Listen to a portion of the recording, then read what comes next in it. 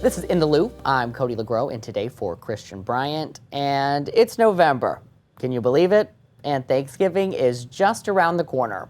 And today, we're getting ready for the holidays with a pop culture deep dive for you from entertainment correspondent Casey Mendoza. Casey, what's going on? Hey, Cody. It's so good to see you, but where's Christian? Sweetie, he's on vacation today. No, he's got a pop quiz today. Oh, well, okay.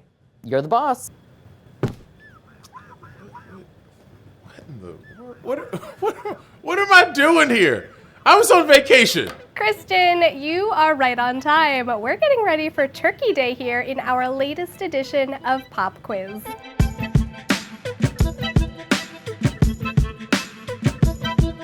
All right, you know I love a good pop quiz and I love a good Thanksgiving dinner, so I don't mind giving you just a little bit of my time, Casey. Amazing. Well, first I want to ask you about some fan favorite Thanksgiving specials.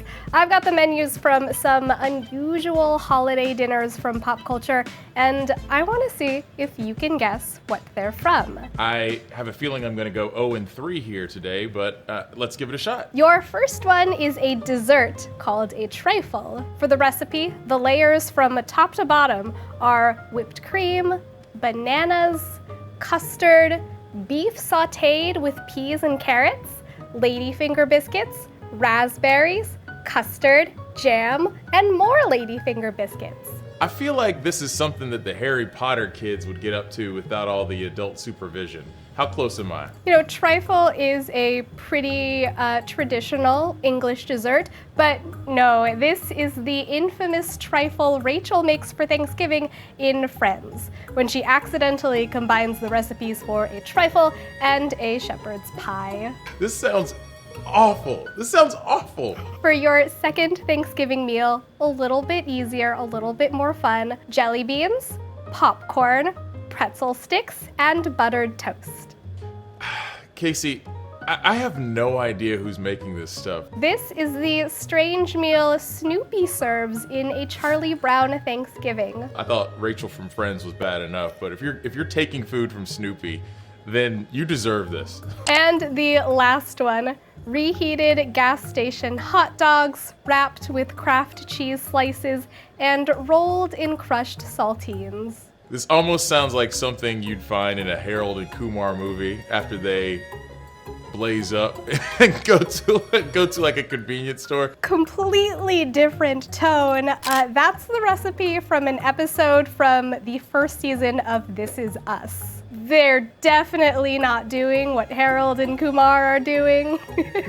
But the reason I ask is because I noticed there are a ton of Thanksgiving episodes on TV, but not a lot of Thanksgiving movies, even though it's one of the most popular holidays in the US. Can you think of one Thanksgiving movie? Addams Family Values with that unforgettable Thanksgiving scene. Eat us! Hey! And then the one you mentioned earlier, the Charlie Brown Thanksgiving. I always like to think that like When Harry Met Sally is a Thanksgiving movie, but no part of it ever actually takes place during Thanksgiving. You know, what is a Thanksgiving movie anyway? What I want to know today is, why don't we have more Thanksgiving movies? And what does that tell us about the way we mythologize and commercialize our holidays? Let's start with Thanksgiving's rival, how Christmas movies really grew into their own genre, to see why Thanksgiving movies didn't. Hollywood has made feature films for Christmas since its golden age in the early 20th century. A-listers starred in classics like Bing Crosby in White Christmas or Jimmy Stewart in It's a Wonderful Life. Miracle on 34th Street was released in June instead of the holidays since it was the peak of movie attendance, and at the time, studio executives weren't confident in the success of a holiday-themed movie yet. Its marketing materials barely mentioned Christmas at all. But Christmas gave filmmakers the opportunity to make stories geared for adults and associate a range of narrative themes with the Christmas canon beyond Christian ideals, like community, faith, redemption, or a rejection of materialism. Christmas also has a cast of folkloric characters, many of whom were a perfect fit for children's media in the era of broadcast TV specials. Frosty be the snowman.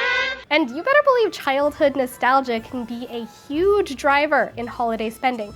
Studies have shown that Christmas music, Christmas aesthetic, and ambiance can make people happier or even make people spend more, as long as they had positive experiences with the holiday and as long as the Christmas music doesn't start too early. That's been shown to cause stress. There are always songs that I get into, little Nat King Cole, little Mariah Carey, Vince Guaraldi and the Peanuts stuff. But outside of that, like I just can't. It's a little torturous for me. And it's a little bland.